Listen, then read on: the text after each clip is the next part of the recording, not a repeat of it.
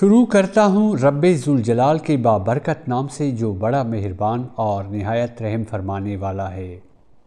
محبوبان الہی کو امتحان اور آزمائش کی سخت ترین منزلوں سے گزرنا پڑتا ہے اور قدم قدم پر جان نثاری، تسلیم و رضا کا مظاہرہ کرنا ہوتا ہے۔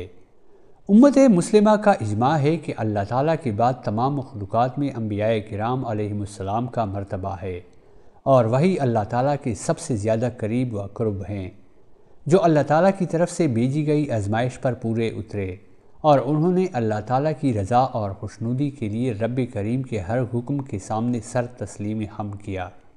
انبیاء کرام علیہم السلام کو اشاعت دین کی محنت کے سبب امتحان و آزمائش سے دوچار ہونا پڑا۔ ہر نبی اور رسول کے امتحان کا انداز مختلف تھا۔ اللہ تعالیٰ کے انہیں برگزیدہ پیغمبروں میں سے ایک سیدنا حضرت ابراہیم علیہ السلام ہے۔ آپ علیہ السلام اللہ تعالیٰ کے جلیل القدر پیغمبر اور تسلیم و رضا اور اطاعت ربانی کے پیکر تھے۔ اللہ تعالیٰ نے انہیں اپنا خلیل یعنی گہرا دوست قرار دیا۔ حضرت ابراہیم علیہ السلام کی ساری زندگی استقامت دین کے لیے پیش کی جانے والی عظیم قربانیوں سے عبارت ہے۔ اللہ رب العزت کو آپ علیہ السلام کا جذبہ قربانی و استقامت اس قدر پسند آیا کہ یہی جذبہ قربانی ہر دور کے لیے ایمانی معیار اور کسوٹی قرار دیا گیا۔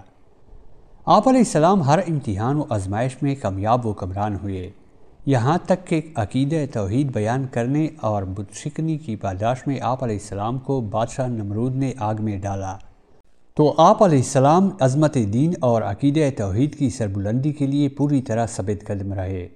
بالآخر اللہ تعالیٰ کا فرمان مبارک جاری ہوا، ہم نے حکم دیا آگ کو، اے آگ سرد ہو جا اور ابراہیم علیہ السلام پر سلامتی والی ہو جا۔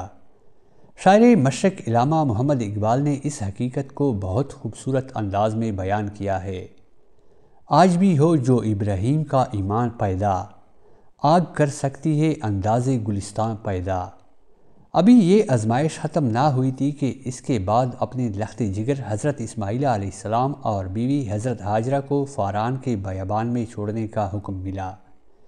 یہ بھی کوئی معمولی امتحان نہ تھا، سخت آزمائش کا مرحلہ تھا، بڑھاپے کی تمناؤں کا مرکز، راتوں اور دنوں کی دعاؤں کا ثمر، قلب و نظر کا چراغ، سیدنا حضرت اسماعیل علیہ السلام جس کو آپ صرف حکم الہی کی تعمیل میں ایک بے آب و گیا مقام پر چھوڑ آتے ہیں، اسی طرح کہ پیچھے مڑ کر بھی نہیں دیکھا کہ کہیں ایسا نہ ہو کہ شفقت پدری جوش میں آ جائے اور حکم ربانی کی تعمیل میں لازش ہو جائے۔ ان کٹن منزلوں کو عبور کرنے کے بعد اب تیسری آزمائش کی تیاری ہے، جو پہلے دونوں امتحانوں سے کہیں زیادہ سخت ہے۔ حضرت ابراہیم علیہ السلام 3 رات متواتر خواب دیکھتے ہیں کہ اللہ تعالیٰ فرما رہے ہیں، اے ابراہیم تو ہماری راہ میں اپنے اکلوتے بیٹے کو قربان کر دے۔ حضرت ابراہیم علیہ السلام تسلیم و رضا و اطاعت ربانی کا پیکر بن کر تیار ہو گئے۔ چونکہ اس امتحان و آزمائش میں بیٹا بھی شریک تھا، اس لیے باپ نے اطاعت شعار اور فرمان بردار بیٹے کو اپنا خواب اور اللہ تعالیٰ کا حکم سنایا اور اپنے نوعمر فرزند سے پوچھا، اے میرے بیٹے، میں نے خواب میں دیکھا کہ میں تجھے ذبح کر رہا ہوں، بتا تیری کیا مرضی ہے؟ حضرت ابراہیم علیہ السلام نے اپنے بیٹے سے رائے اس لیے نہیں پوچھی کہ اگر بیٹے کی رائے ہوگی تو ایسا کروں گا، ورنہ میں اپنے بیٹے کو ذبح نہیں کروں گا۔ نہیں، ایسا ہرگز نہیں، بلکہ حضرت ابراہیم علیہ السلام نے رائے اس لیے پوچھی تھی کہ میری نبوت کا وارث اس آزمائش میں پورا اترتا ہے یا نہیں، اور یہ بھی معلوم ہو جائے کہ اللہ تعالیٰ کے حکم کے بارے میں بیٹے کا تصور کیا ہے۔ حضرت اسماعیل علیہ السلام کی فرمان برداری دیکھیے، وہ بیٹا بھی تو کوئی عام بیٹا نہیں تھا، وہ بھی آخر خلیل اللہ کا فرزند ارجمند تھا۔ وہ اپنے والد کی طرح اول العزم، ثابت قدم، عزیمت و استقامت، تسلیم و رضا اور اطاعت ربانی کے پیکر تھا۔ اگر باپ خلیل اللہ کے مرتبہ پر فائز تھا تو بیٹے کے سر پر بھی ذبیح اللہ کا تاج سجنے والا تھا، کیونکہ آپ علیہ السلام ہی کی سلب اطہر سے عقائد دو جہاں تاجدار انبیاء، شفیع روز جزا جناب حضرت محمد مصطفیٰ صلی اللہ علیہ وآلہ وسلم اپنے نور مبین سے اس جہاں کو دائمی روشنی سے منور کرنے والے تھے۔ اس لیے وارث نبوت نے بھی اطاعت کی حد کر دی۔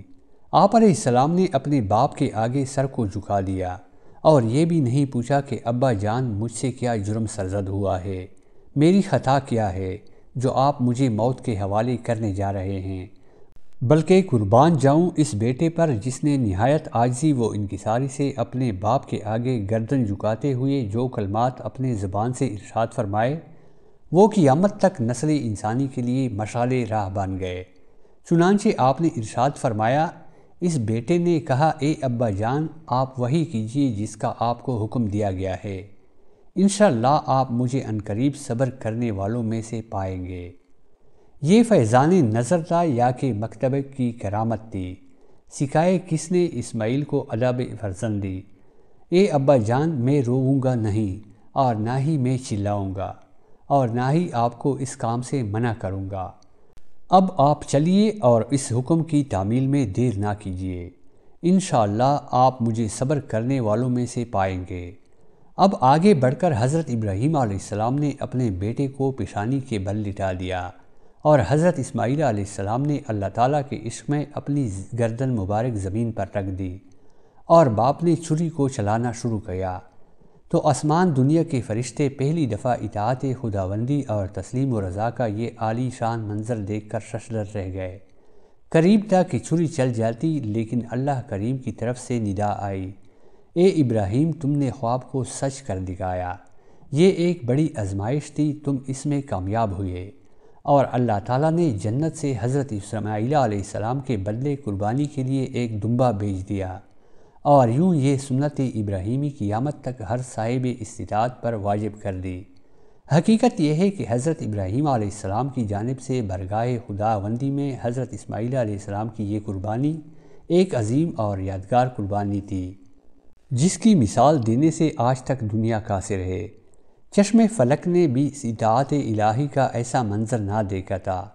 صبر و استقامت اور جانثاری بھی محو حیرت تھے کہ ایسا باپ جسے بڑھاپے میں اولاد نصیب ہوئی، اس پر وہ چھری پھیرنے چلا ہے۔ خدائے پاک نے خود ان کی ایسی تربیت کی تھی، شعور و فکر و دانائی کی وہ دولت انہیں دی تھی۔ یہی وجہ ہے کہ حضرت ابراہیم علیہ السلام کی قربانی کو پوری تاریخ انسانی میں ایک منفرد اور بلند مقام حاصل ہے۔ ان کی اس عظیم المرتبت قربانی کو تا قیامت امت محمدیہ صلی اللہ علیہ وآلہ وسلم کے لیے قانون الہی بنا دیا گیا ہے۔ قربانی در حقیقت اس وعدے کو دہرانے کا نام ہے کہ ہمارا جینا، ہمارا مرنا اور ہماری پوری زندگی اللہ تعالیٰ کے لیے ہے۔ یہی ایک مسلمان کی زندگی کا حقیقی مقصد ہے۔